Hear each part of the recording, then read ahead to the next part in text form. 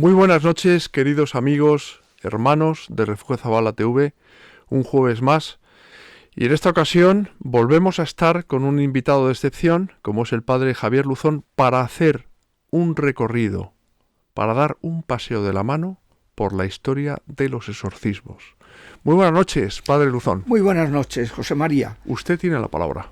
Bueno, pues si quieren nos encomendamos al Espíritu Santo. Ahí estamos. Ven, Espíritu Santo, llena nuestros corazones y enciende en ellos el fuego de tu amor. Envíanos, Señor, tu Espíritu y seremos recreados y renovarás la faz de la tierra. Amén. Oh Dios, que has iluminado los corazones de tus fieles con la luz del Espíritu Santo, concédenos que con la fuerza de este mismo Espíritu saboreemos las cosas rectas y gocemos de sus consuelos. Por Jesucristo nuestro Señor. Amén. Le pedimos a San Miguel que proteja esta transmisión de interferencias de satanistas, a San Gabriel que se ocupe del aspecto técnico y a San Benito, que es el patrono de los exorcistas, pues que nos acompañe en todo este programa. Ahí es nada. A por ello. Muy bien, pues sí me parece que es conveniente saber cómo la Iglesia ha ejercido este encargo de Jesucristo. Se ha ejercido en la Iglesia en distintos momentos, porque ha habido momentos de abandono, de cierto abandono, porque ha habido otros momentos de mayor auge, etc.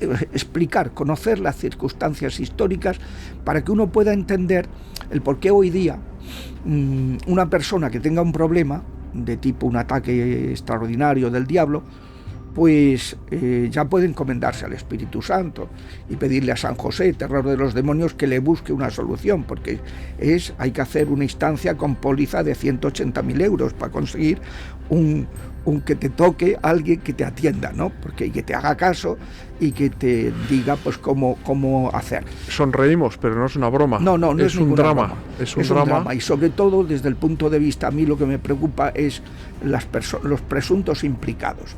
O sea, Jesucristo nos dijo que cuando nos vaya a juzgar, nos dirá: tuve hambre y me diste de comer. Estuve desnudo y no me asististe.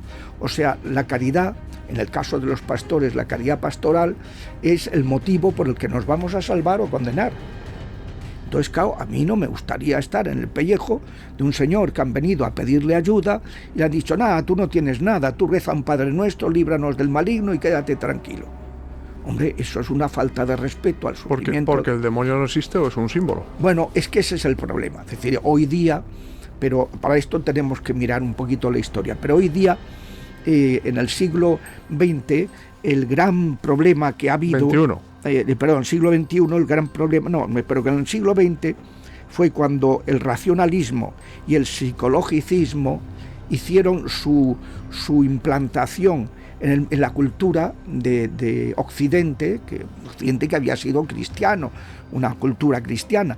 Pues se implantaron tanto la teología judeo-talmúdica como la teología protestante, como parte de la teología católica, pues negaron la existencia del Espíritu.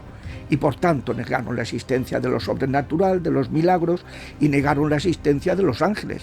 Esto que decimos en el creo en un solo Dios, que aquí el que manda es Dios, la familia divina, y creador de cielos, de los ángeles y tierra, de los seres corpóreos, entre los que estamos nosotros, también somos seres espirituales, pues eso desaparece, porque ya no se cree en los ángeles. Entonces, claro, si no hay demonio, si no existe el demonio, si es una entidad inexistente, hay que suprimir el ministerio exorcístico porque obsesiona a la gente con entidades inexistentes. Claro, eso que me lo cuenten a mí, que son inexistentes, que me lo cuenten a los miles de pacientes que he atendido, que estaban súper vejados, súper fastidiados, súper hechos polvo, y que a lo mejor pues habían pasado en ocasiones pues por situaciones en que les han dicho: tú no tienes nada, eso no existe, tú vete al psiquiatra o tú búscate una asistencia psicológica. Pero esto tiene una explicación, y es que se negó la existencia, y lo que se ha enseñado en muchos seminarios ha sido que no existe el diablo. Y por tanto, pues este ministerio, ¿qué sentido tiene? Entonces, como hay el Código de Derecho Canónico y el Catecismo dicen que hay obligación en las diócesis de atender que exista un exorcista, pues bueno, pues se tiene como para cumplir un expediente, pero no se pone interés, no se forma a la gente, no se forma a los exorcistas, que un exorcista no ha formado, es un exorcista que se le pone en un peligro tremendo. Yo tengo ¿no? entendido, padre, corríjame si me equivoco, que nuestro Señor Jesucristo es el primer exorcista de la historia, ¿no? Ahí Sí, están los así evangelios, ¿no? Así es. Expulsaba demonios y Sí se es. distingue muy bien entre los espíritus impuros y los enfermos, ¿no? Sí, totalmente. Bien, entonces, ¿qué hay que objetar a esto?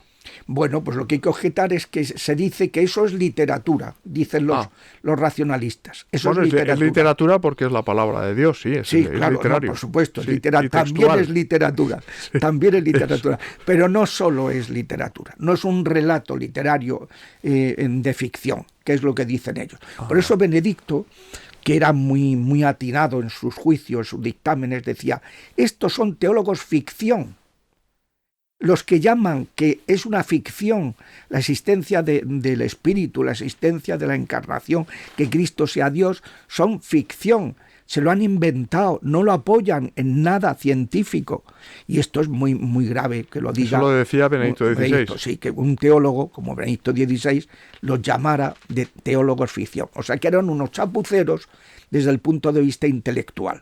O sea, no ya que sea gente que no tenga fe, sino chapuceros.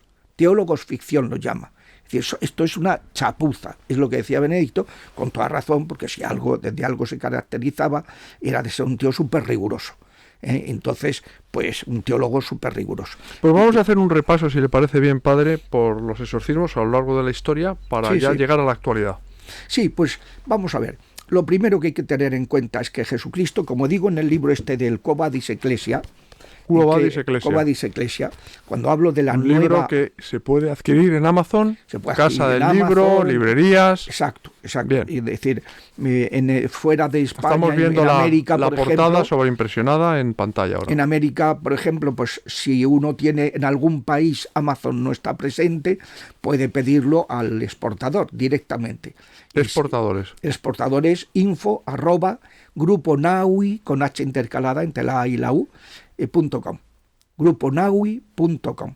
Entonces, pues en este libro del Quo Vadis Ecclesia, ahí se va a explicar cómo Jesucristo hizo fundamentalmente dos cosas. Y si queremos hacer una nueva evangelización, tiene que ser evangélica, pues si no es evangélica no sirve de nada. Cristo hacía dos cosas: una, anunciar el reino, que es el perdón de los pecados, y dos, mostrar que eso era verdad, acreditarlo, verificarlo, haciendo signos visibles de que esa acción invisible, pues el perdón de los pecados no se ve, esa acción invisible era cierta. ¿Y cómo lo hacía?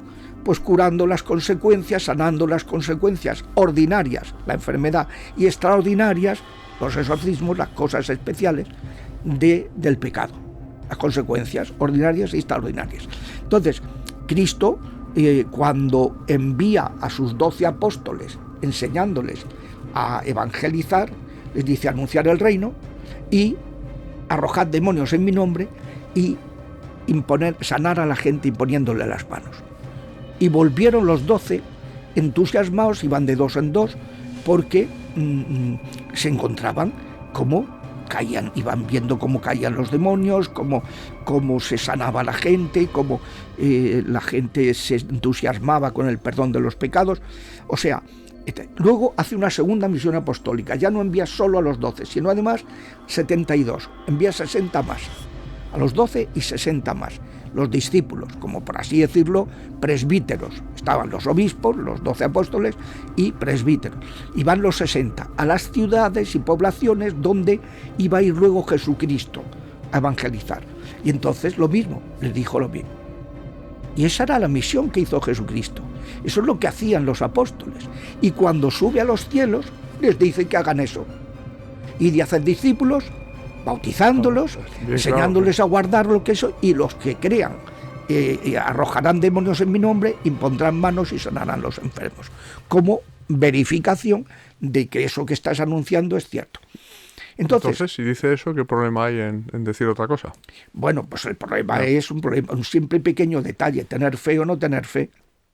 Sí, bueno, pero es que lo está diciendo Jesús, ¿no? Está claro, por escrito. Claro, pero tú si no tienes fe en Jesús, porque piensas que Jesús es un hombre estupendo, muy sugerente, pero no es Dios.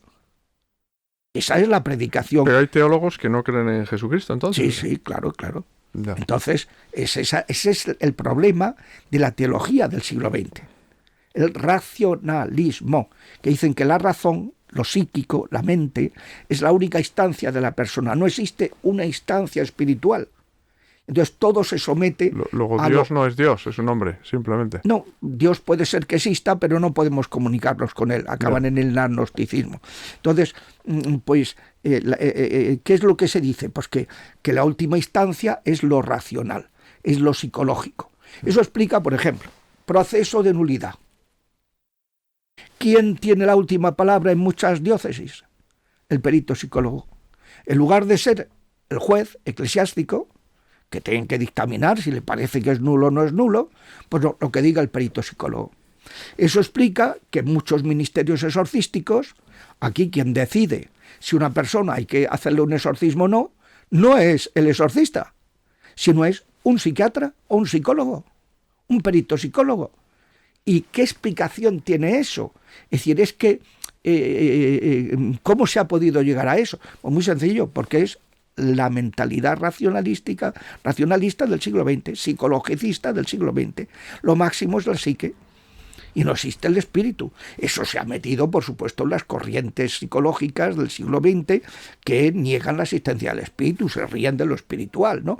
Hasta que luego comprueban que lo espiritual tiene mucha enjundia, ¿no? Como me dicen a mí en mi hospital, muchos enfermeros, enfermeras, auxiliares, celadores, dicen, hombre, padre, es que claro, usted está manejando un tema que luego influye mucho en el paciente, porque un paciente que tenga esperanza, que tenga cosa, sea creyente, que tenga tal, como se le eche una mano en ese sentido, eso va a tirar de la enfermedad y va a hacer que se recupere mucho antes, o va a hacer que estando a punto de morirse no se muera, o va a hacer muchas cosas, o que no queriendo aceptar su muerte, acepte su muerte.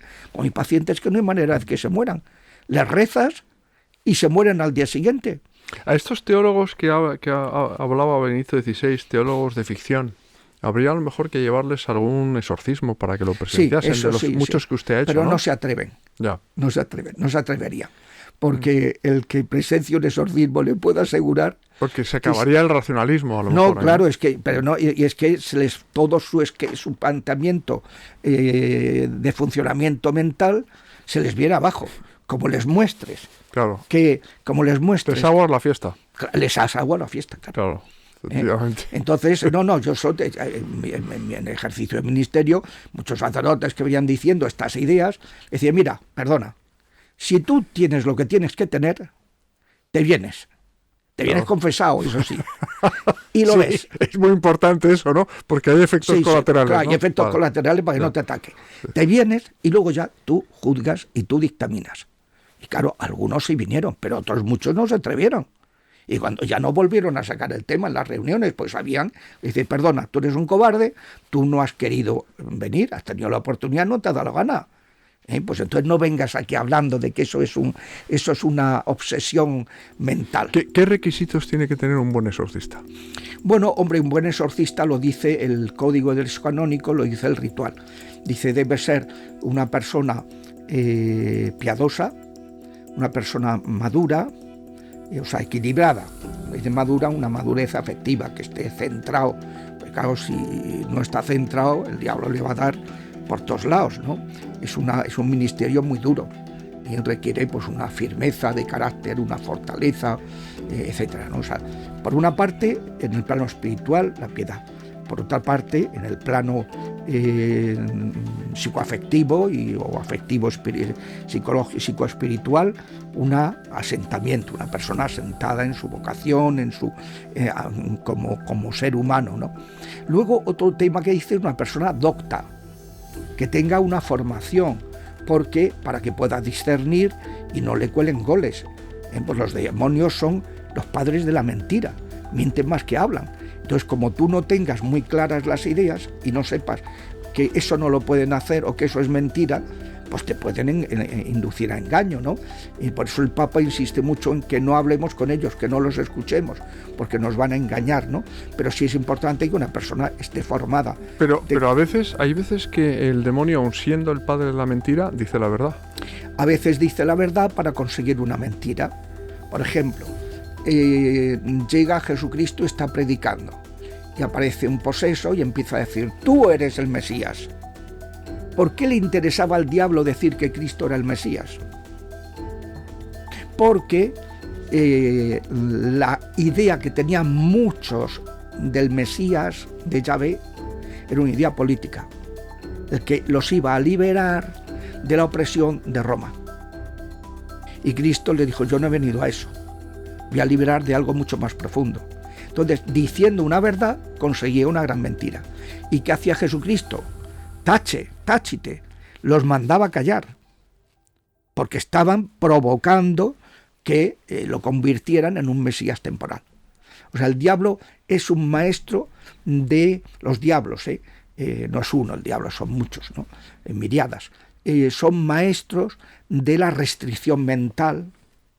Decir una cosa que es verdad, pero que admite una interpretación equivocada y que puede entenderlo el exorcista o los presentes lo pueden entender de manera equivocada. Entonces, claro, hay que tener formación.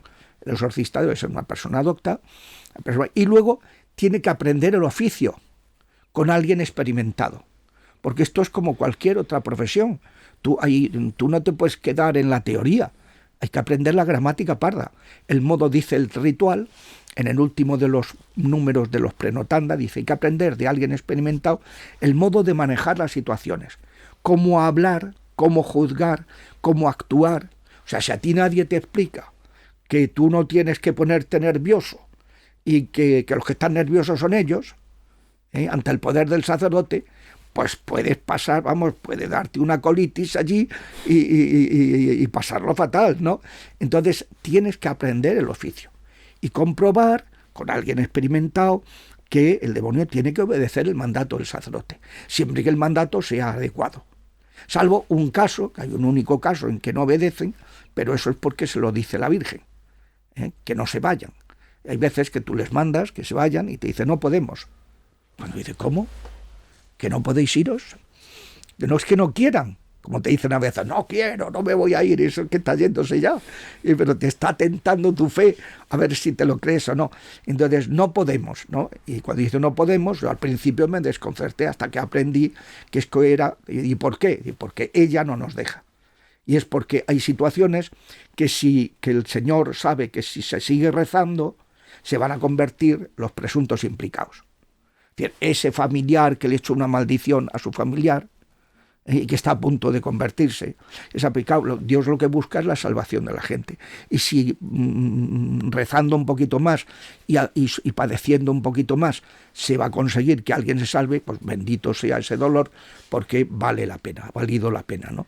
O sea, hay que dar la orden adecuadamente, hay que darla bien, ¿no? Que decirle: vete ahora, vete a los pies de la cruz de Cristo, pues si no se te queda al lado, se va pero se queda al lado y sigue fastidiando. Y vete sin interactuar con otros espíritus inmundos, porque él puede decir: yo me voy, pero le dice a todo: tómame el relevo. Le tienes que prohibir que haga eso. Entonces, si se dan adecuadamente las órdenes, ellos no les queda más remedio que obedecer. Pero tú tienes que aprender eso. Tienes que aprender que eso es así, ¿no? Y que si hay una situación que le empieza a una persona a ponerse hecho una furia, una que empieza a dar, parece un monstruo y parece que da miedo, hay que ponerse nervioso. Mándale el nombre de Jesús, cállate y te ato. Queda atado. Y no tienes que andar ni sujetando, ni... Hombre, a veces mientras le das la orden, pues si hay unos auxiliares que sujeten un poco a la persona para que no la golpee, para que no le vaya a dar... que tú tengas la previsión de que si vas una persona que tiene vejaciones, ponerle una camilla acolchada para que cuando le golpee la cabeza no le haga daño, etcétera, mientras tú controlas la situación con tu mandato sacerdotal. Pero todo eso, esa praxis, la práctica, hay que aprenderla. Porque a veces te encuentras pues, con situaciones que si no tienes experiencia no sabes cómo manejarlas, o acaban de irse los demonios y ves que la persona no sale del trance y empiezan a aparecer otras entidades que no son demonios, son entidades totalmente mansas y tal, pero que están pasando lo fatal y son almas del purgatorio que todavía no han aceptado su muerte y que están buscando contactar con el mundo de los vivos, lo que se llaman almas errantes, lo que el ritual de exorcismo, estos que niegan eso, el ritual de exorcismo de 1614, dice: te exorcizo todo demonio y todo fantasma. Fantasmas son almas del purgatorio errantes que pueden mostrarse y aparecerse y intervenir y tal, cuando se han ido los demonios que pueden aparecer. Todo eso hay que aprenderlo. Pero yo digo que la Iglesia inicialmente pues lo que hace es eso, o sea, Cristo es lo que hacía, enseña a sus apóstoles, cuando sube a los cielos les da ese mandato de que sigan haciéndolo, y es lo que hicieron. Leemos los Hechos de los Apóstoles, que es el último testimonio bíblico que tenemos de estas cosas, ¿no? De qué hacían los apóstoles. Bueno, no, también en las cartas de San Pablo aparecen acontecimientos de ese tipo, pero pues vemos en los Hechos qué es lo que hacían los primeros cristianos, y no solo los sacerdotes, sino también los diáconos. Felipe el diácono, no Felipe apóstol, sino Felipe diácono, cuando matan a Esteban, pues se tuvieron que dispersar los cristianos, salvo los 12. Los 12 no, porque eran intouchables. Traduzco, porque veo que antes, en otro momento hemos hablado de que el francés no es el fuerte. No es el fuerte. Entonces, por lo menos. Intocables. Los habían metido en la cárcel muchas veces y habían salido y estaban asustados, ya no se atrevían a tocarlos. Pero salvo los apóstoles, al resto de los cristianos fueron a por ellos. Se dispersaron y Felipe, que era de Cesarea de Filipo, fue por toda la comarca. Tenía 4 hijas vírgenes consagradas, pues fue por toda la comarca anunciando el reino, el perdón de los pecados. Y si la gente venía a escucharlo, dice Hechos de los Apóstoles, con muchísimo interés, porque curaba a todos los tullidos y paralíticos que le llevaban y expulsaba a todos los demonios de la gente que le acercaban. Entonces era el método normal. La Iglesia en los primeros siglos hay todo tipo de testimonios, por ejemplo, Minucio Félix, por ejemplo, San Justino y San Ireneo, que estamos hablando del año 100, año 120, o sea, muy pegadito a San Juan, a la muerte de San Juan, muy pegadito en los primeros tiempos, testimonios de que van hablando del papel apologético que tenía, que es la razón por la cual Cristo actuaba así, para acreditar, para verificar que el Evangelio era verdadero. Era la prueba, pero además era la muestra de que Dios es misericordioso y se ocupa no solo de la miseria espiritual, el pecado, sino también de la miseria moral y física de las personas, las consecuencias normales y paranormales del pecado. Entonces Cristo es pura misericordia. Entonces, si ahora nosotros pretendemos evangelizar pasando olímpicamente de los que sufren, hablamos de la Iglesia, hay que preocuparse por los pobres, por los que sufren, por los que... Claro que sí, pero los que más sufren no son los que no tienen para comer, sino los que los están vapuleando los diablos de manera despiadada, que son los seres más crueles de la creación. Pero ¿por qué hay tan pocos exorcistas en ¿Cómo España? ¿Cómo va a haber exorcistas si en el seminario a mí no me hablaron nunca de esto? Nunca. Que estamos hablando de que el 30% solo de las diócesis en España tienen un exorcista. Sí, ahora mismo no sé cuántos son, no lo sé, pero son pocos. Por ahí sí. Andará. Sí, hay muchas diócesis que no. Que... Recibimos muchísimos mensajes en el último programa con usted, pero vamos, cientos de mensajes de personas que están sufriendo en propia carne las acometidas del maligno y que no saben qué hacer. Claro. ¿A quién recurrir? Porque en su diócesis no hay un exorcista. Y al final, ¿qué hacen? Van a los brujos, para los curanderos, que son brujos de magia blanca. Y claro, eso lo agrava, porque los brujos, ¿cómo funcionan? Te quitan un problema y te meten 3, porque siempre no echan al demonio, sino que negocian para que se vaya un demonio inferior y te metan otros superiores. Entonces tú, cuando Oye, me he quedado bien y tal. A los pocos días ves que empiezas a tener otros problemas y dices, oye, pues voy a volver al brujo porque cuando el curandero me hizo sus cosas, pues me mejoré. Y entonces, claro, se mejoró, pero le metió 3 cosas peores. Y así está cada vez peor, cada vez más arruinado, pues todo eso es un dineral, y cada vez más atado por los diablos. O sea, es tremendo. Este ministerio es el ministerio del buen samaritano, que bajaba de Jerusalén a Jericó, subía de Jericó a Jerusalén, y se encontró con uno que lo habían vapuleado los demonios, los delincuentes, lo habían destrozado, como vapulean los demonios a las personas atribuladas por los espíritus inmundos. Y entonces pasó un sacerdote y un levita. No, yo es que tengo que ir al templo a hacer mi misión y si tengo contacto con la sangre, la ley de Moisés me impide. Entonces me voy a quedar sin el turno que me toca y claro, si no me quedo sin el turno, me quedo sin el emolumento correspondiente. Entonces pasaron de largo el sacerdote. Llegó un levita, otro que es un ministro inferior, como un diácono diríamos ahora mismo, y también pasó de largo para no quedarse contaminado.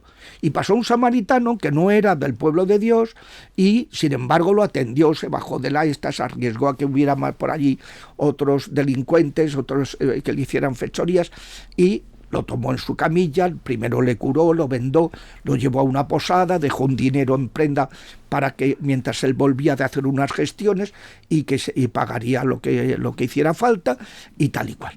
Dice, ¿quién de ellos vivió la caridad? Dice, el samaritano, el que fue próximo, el que fue...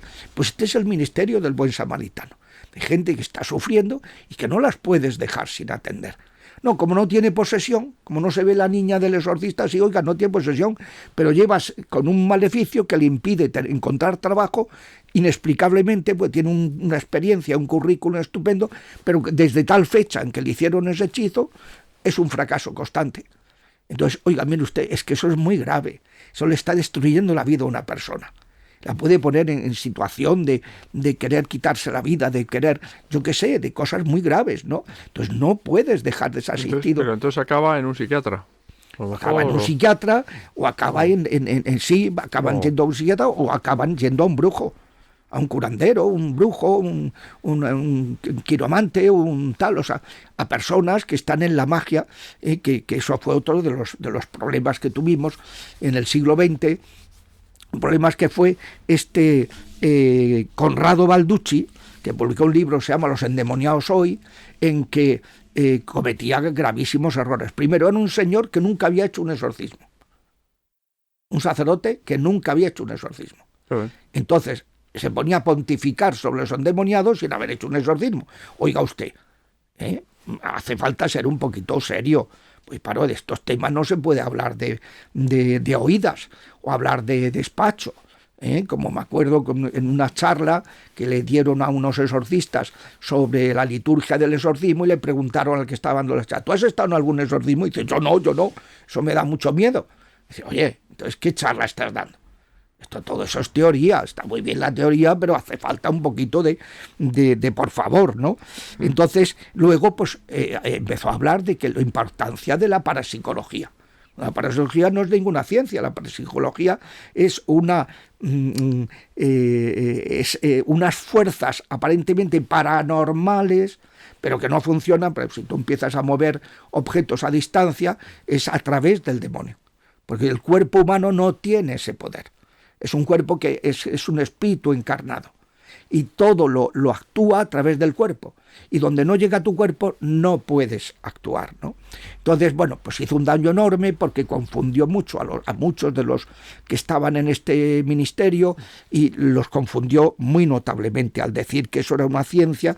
Y también otro de los grandes errores de Conrado Balducci fue el decir que había que si una persona le habían echado un hechizo, una maldición, lo que tenía que hacer era a un brujo, un mago blanco, a un brujo blanco, un brujo bueno, para que le quitara... ¿Hay brujos buenos? No, que va a haber brujos buenos, ya. Pero hay brujos que se encargan de hacer daño a otros y otros que se encargan de quitarte daños que te han hecho, pero metiéndote otros daños peores.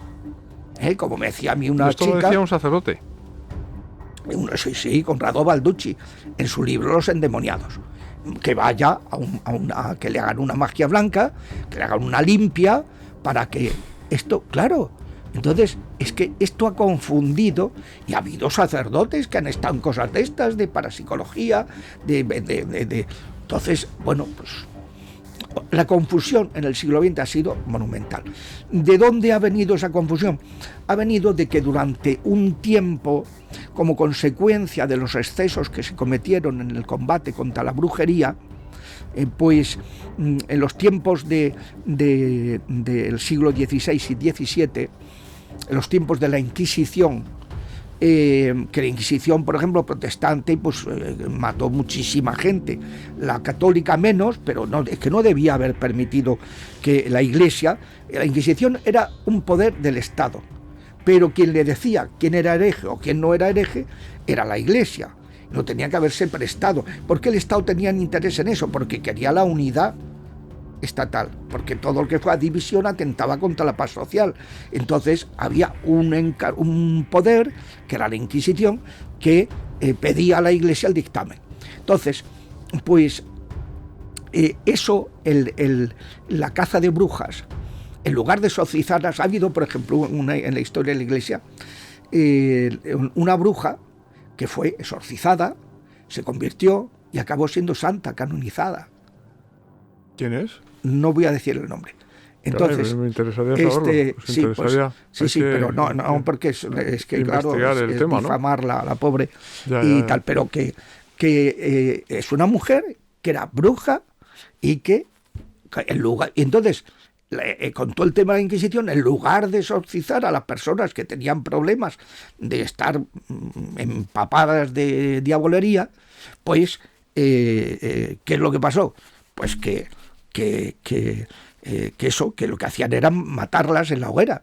Entonces ese exceso terrible ocasionó una actitud vergonzante ante todo lo relacionado con el combate contra los diablos, y hizo que en los siglos posteriores declinara enormemente el ministerio exorcístico hasta el punto de en el siglo XX prácticamente desaparecer.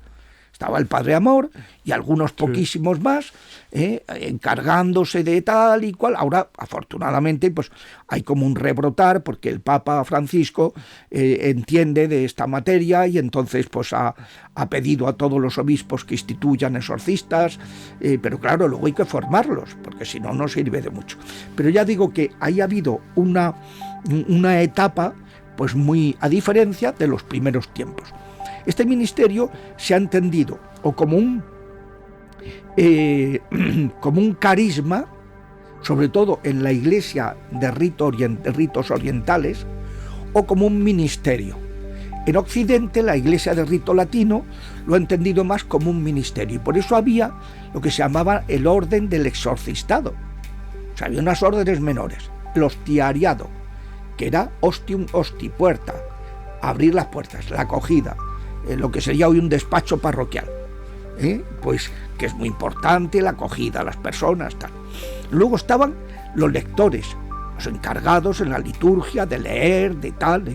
Luego también dentro de eso, pues catequistas, de transmitir la fe. Luego los acólitos, los encargados de participar en la liturgia en muchas funciones que no son específicamente sacerdotales, pero que hay que cumplir para las celebraciones litúrgicas. Luego estaba el exorcistado, que era lo que rodeaba a todo este ministerio exorcístico, que eso se acabó quitando en el siglo XX, en el Concilio Vaticano II, esas órdenes menores. ¿Por qué? Porque como la Iglesia en Occidente lo que hacía era que nombraba a unas personas concretas, no todo el mundo, antes de ser diácono, ejercía el exorcistado, como sí pasó en determinadas épocas en la Iglesia. Es más, no solamente ha habido épocas, por ejemplo, en los primeros 3 siglos, antes de la época de las persecuciones, todos los cristianos bautizados hacían exorcismos. Los laicos también, echaban demonios. Luego la Iglesia empezó a regular después, y esto lo cuenta San Justino, San Ireneo de León, de cómo pues, la gente se quedaba patidifusa. Hay un niño, San Vito, que lo que exorcizó a la hija de un emperador, que luego el emperador lo mató a él, pero lo exorcizó y la liberó a la hija del emperador, ¿no? Entonces, pues siempre ha tenido la sanación y la liberación un valor apologético importantísimo. Entonces, Tertuliano habla de la eficacia de los exorcismos, que es del año 160-220. La influencia, por ejemplo, sobre la vida social. En la Iglesia ha habido épocas en las que se exorcizaba a la sociedad, como lo hizo, por ejemplo, León XIII, Pablo VI, Juan Pablo II o Pío XII, cuando exorcizó a Hitler a distancia, o todo el nazismo a distancia. San Vito, ya digo, que es este mártir que murió en el año 300 y que Diocleciano, pues el emperador, lo hizo matar, pero había liberado a su... Era un niño, era un niño. San Justino dice que estamos hablando, que muere en el año 168, nace en el año 100, dice que cualquier demonio emperado en nombre de Cristo es derrotado. Era la experiencia que tenían los primeros cristianos, ¿no? Era lo normal. Orígenes también va hablando de que no solamente los cristianos exorcizaban personas, sino también animales, cosas, lugares, objetos. O sea, ha estado dentro de la práctica normal de la Iglesia, que a veces uno se encuentra, hay una persona que va a un sacerdote, ¿me puede usted exorcizar estas medicinas? ¿Eso qué es? Si se ha hecho toda la vida de Dios en la Iglesia. Sí, porque ¿qué diferencia entre bendecir y exorcizar? Bendecir es pedir a Dios que ayude, y exorcizar es decir que además proteja, o sea, que esas medicinas no produzcan, no se sirva el diablo de ellas para dañar a nadie. Entonces, pues, pero hay un desconocimiento absoluto, enciclopédico. Hay un tema que acaba de tocar usted, padre, y es el exorcismo a distancia. Eso existe. Hombre, el Papa exorcizó a Hitler, ha dicho. Sí, los sacramentos requieren la presencia física. ¿Por qué? Porque un sacramento, o misterio en griego, sacramento es una acción visible, material, que expresa y realiza una acción invisible. Yo lavo con agua, es lo que se ve, está expresando un lavado interior que va a producir en el alma de la persona que se bautiza. Lo expresa y lo realiza. Entonces, como es una acción material, física, que es un instrumento de una acción espiritual, no puedes hacerla, realizarla, si no está presente físicamente el sujeto que va a recibir el sacramento. En cambio, un sacramental es una mera oración. Y esa oración la oración es espiritual, no tiene límite de espacio. Entonces tú puedes bendecir, exorcizar, por teléfono, por internet, por videoconferencia, por tal. Hombre, ¿Usted ha tenido alguna experiencia de algún exorcismo a distancia que haya quedado liberada esa persona? Lo mismo que si estuviera presente. Mi experiencia es que actúa con la misma fuerza que si está presente. La persona, hay veces que no se ha podido porque la persona ha tenido que viajar y que no sé qué. ¿Pero que ha sido por teléfono a lo mejor? Sí, por teléfono. Con una fotografía de esa persona. Por Telegram, por videoconferencia de Telegram o audioconferencia. Cuando ya conocía a la persona no necesitaba ni siquiera el vídeo. Al principio sí, necesitas el vídeo para ver qué sucede y tal. Pero una fotografía. Pero cuando... No necesito fotografía, sino... A ver, lo que se trata cuando tú vas a orar a distancia, se trata de saber qué está pasando en el otro lado. Entonces siempre conviene, cuando una persona tiene una posesión grave, que esté acompañada, claro. Porque si no le puede pegar una paliza el enemigo tremenda. Entonces, que esté acompañada para que la ayuden y todo eso. Pero y tú, pues lo que necesitas, si no conoces mucho a otra persona, pues si te viene bien la videoconferencia, Pero cuando ya conoces, ya sabe lo que sucede en los exorcismos, basta con escuchar un poquito, sabe lo que está pasando, y entonces intervienes, mandas sentencias, atas, amordazas, etcétera, ¿no? Vas actuando según te vas encontrando la persona. Sí, cuando una persona no puede ser atendida presencialmente o que no puede desplazarse, o está tan enferma que no tal, pues se le puede atender a distancia, claro que sí. Eso sí, hay que procurar que no vaya, que se hagan las cosas con prudencia.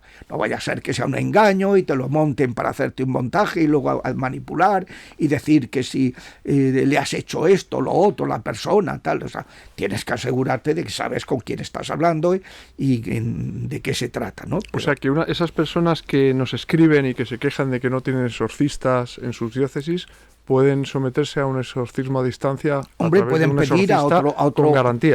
Pueden pedirle a otro exorcista o otro sacerdote que entienda liberación que le recen mientras no consiga que en su diócesis lo atiendan. Yo lo que sí diría es que lo primero que tiene que hacer es acudir al nuncio y pedirle: oiga, mire, que a mí no me quieren atender en mi diócesis. Yo no tengo pasta para estar viajando, ni tengo tiempo para estar viajando cada X tiempo para lo que necesito para liberarme.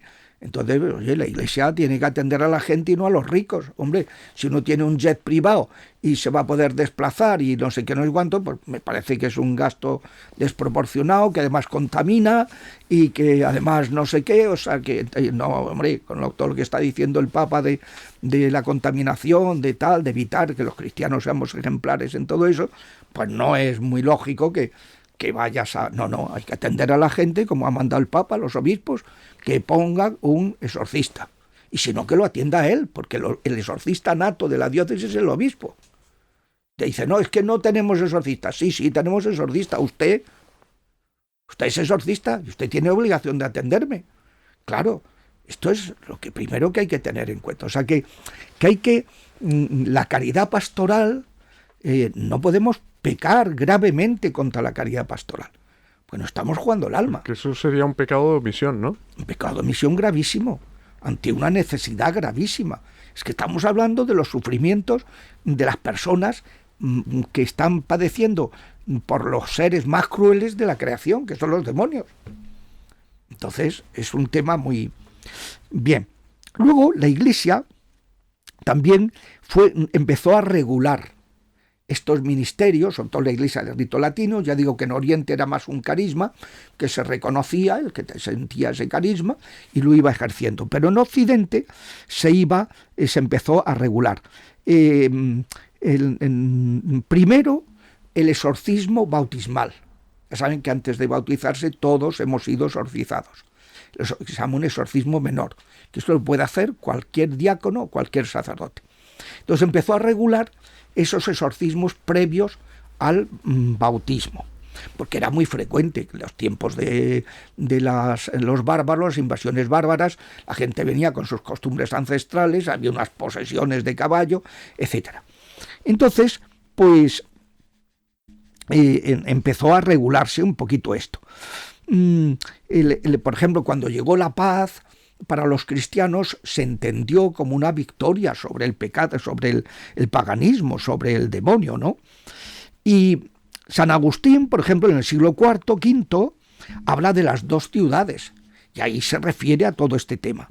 San Martín de Tours, que también fue del siglo IV, murió al acabar el siglo IV en 397, fue uno de los más grandes exorcistas de la historia de la Iglesia, ¿no? Lo que impulsó más la práctica exorcística después de la época de las persecuciones, cuando ya la Iglesia se normaliza y pasa a ser una religión estatal y por tanto ya no necesita echar demonios para tener clientes, entre comillas, tener seguidores, porque ya por el hecho de ser ciudadano romano tenías que ser católico.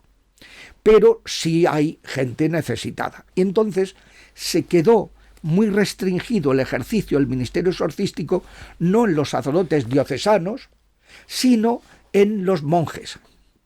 El monaquismo ha sido lo que conservó este ministerio en la historia de la Iglesia mayormente, y donde más se ha ejercido. Y muchas veces los primeros monjes, los monjes del desierto, San Antonio Abad, San Pacomio, que es del siglo III-IV, en Egipto, los otros padres del desierto, entendían su monacato como una ida al desierto, que es el lugar donde están los demonios, lugar preferido de los demonios, ir al desierto para combatir a los demonios, sabiendo que cuando se combate, se exorciza a alguien, se está exorcizando a toda la iglesia, está liberando a toda la iglesia. Y esto ha sido, esto pues lo hablan en muchos, por ejemplo, San Juan Clímaco, en el siglo VI, VII, pues van hablando en la Escala Santa, en su libro La Escala Santa, pues se habla precisamente de todo esto. San Antonio Abad, San Benito, ¿por qué San Benito es el padre de los exorcistas? San Benito es finales del siglo V, primeros del siglo VI, porque sus hijos, cuando fueron las invasiones bárbaras, fueron estos pueblos que se incorporaban al imperio, fueron siendo cristianizados. Entonces lo primero que se hacía era exorcizarlos de sus costumbres ancestrales y posesiones, historias con las que venían estos pueblos, ¿no? Entonces, por eso la medalla de San Benito, por eso él es el patrono de los exorcistas, la cruz de San Benito, ¿no? Por ejemplo, Marcelino y Pedro, en la persecución de Diocleciano, este Pedro, el que aparecen en el canon romano, pues era fue un mártir, pues, y un exorcista muy notable. Era un hombre pues con un poder. También hay testimonios de falsos exorcistas que cobraban. Esto no se puede cobrar. Y por desgracia yo me he encontrado en algunos países donde hay sacerdotes que hacen liberación o exorcismo y que admiten o ponen un estipendio, admiten regalo. Eso está prohibidísimo. Claro. Porque eso, claro, eso es ser como un brujo bueno. Claro, sí, como la voluntad. Como el que cobra por una confesión. Exacto. Que te pone, eso es simonía. Claro. Es un negocio simoníaco. El sínodo romano. Simoníaco y demoníaco. Y demoníaco, sí. Eso todo acaba en aco. El sínodo romano del Papa San Silvestre, que estamos hablando de mitad del siglo IV, habla ya de las órdenes menores, el exorcistado de las órdenes menores. Luego, que esto lo quitaría el Vaticano II. Esto es un gran repaso histórico, padre? Sí. Es inédito repaso. Sí, pero es que conviene tenerlo presente para saber cómo se ha hecho y cómo ha habido épocas en que los mismos laicos también, en virtud de su sacerdocio bautismal, ahora exorcizaban. Ahora la Iglesia prefiere que los laicos participen en este ministerio por medio de oraciones deprecativas, no diciéndole va de retro Satanás, vete Satanás, sino Señor, échalo.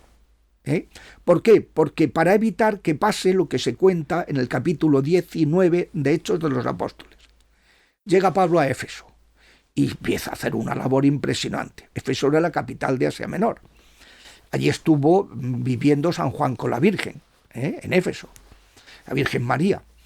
Y entonces llega allí San Pablo y notaban, echaban muchísimos demonios y tal, que un pañuelito que hubiera estado en contacto con San Pablo se lo ponían a un enfermo y sanaba, o se lo ponían a un poseído y se liberaba.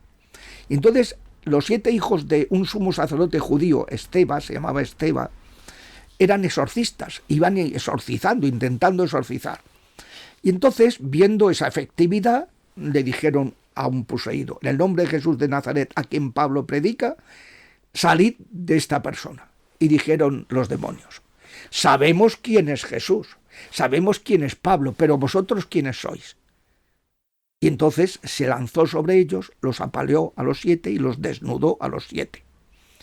En total terror a los cristianos, a todos los recién convertidos de Éfeso, que trajeron todos sus libros de brujerías de los que no se habían deshecho porque era un material muy caro, y lo hicieron una pila y la quemaron. Y dice Lucas, el valor de lo que quemaron eran 30.000 siclos. Un siclo era un jornal de un día.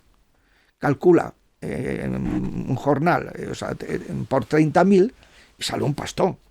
Era un dineral lo que habían. Pero era tal Entonces, para que no pase eso, que el demonio te diga, bueno, ¿tú quién eres para exorcizarme a mí? Porque a lo mejor no sea un cristiano que esté fuerte, que esté en condiciones, pues la Iglesia ha preferido decir, todos tenemos que participar en este ministerio, líbranos del maligno, pero de manera deprecativa. Solo los diáconos y los sacerdotes son presbíteros y obispos, tenemos el poder que nos dice la Iglesia para imperar a los demonios sin riesgo. Un laico, pues ahora, en estos momentos, pero ya digo que ha habido épocas, por ejemplo, Santa Hildegarda de Bingen, era una exorcista, era una monja, abadesa, sabia, que tiene unas cosas de medicina, las propiedades terapéuticas de los minerales, las plantas, una cosa que le revelaba el Señor, a base de revelaciones privadas. Recomendaciones, bueno, pues además de alimentos y todo. Alimento tal. Bueno, pues esta era una exorcista espectacular. Lo mismo, Santa Catalina de Siena. Cuando en el siglo XIV había un caso que los exorcistas no podían con él, se lo llevaban a la santa y les alcanzaba la liberación de momento.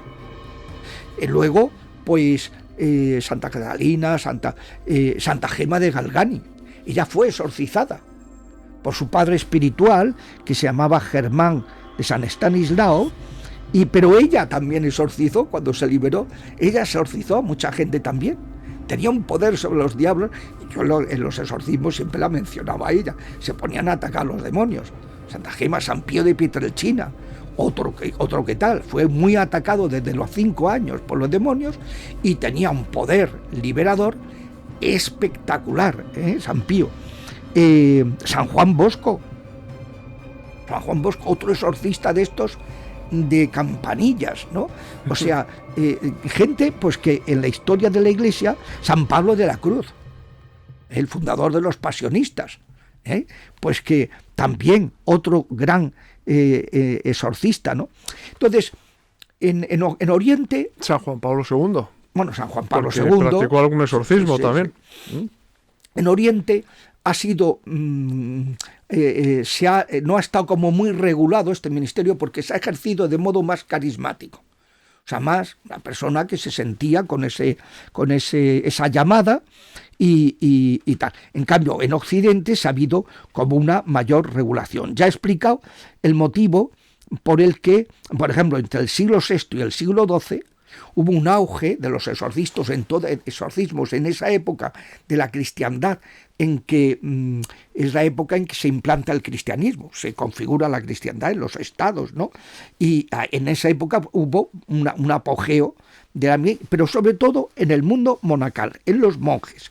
Y los mayores, los que tenían experiencia, formaban a los menores, a los jóvenes, los menos experimentados.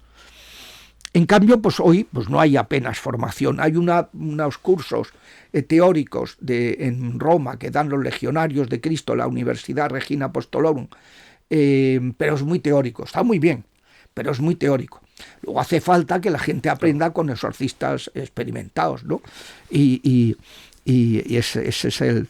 Entonces, ¿qué pasa? Pues que como en muchos seminarios no se ha hablado de esto, muchas diócesis, pues claro, es un tema vergonzante. Y yo me acuerdo, por ejemplo, en Madrid, cuando nos nombraron a los 8 exorcistas, pues que salió mucho en los medios, digo, oye, ¿y por qué no nos pones en el boletín de la diócesis? Esto es un nombramiento oficial. Claro.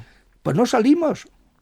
Era top secret. Era top no secret, se podía saber. Una cosa vergonzante. Los nombres no se podía saber. Tal, claro, dice, oiga, pero vamos a ver, pero si esto es lo normal. Claro. Como le dijo un obispo, claro. Le dijo don César Franco, ahora obispo de Segovia, que era un obispo auxiliar, vino a mi parroquia a exorcizar a una persona, y entonces pues alguien pues comentó, hombre, es que estamos preocupados porque... Claro, ¿por qué no se hace en otro sitio? Y dice, pues ¿dónde se va a hacer? Pues si eso es dijo don César, esto es lo normal de la Iglesia, esto lo ha hecho la Iglesia toda la vida de Dios. Lo que pasa es que hay mucho desconocimiento y ha habido también mucho abandono de ese ministerio, ¿no?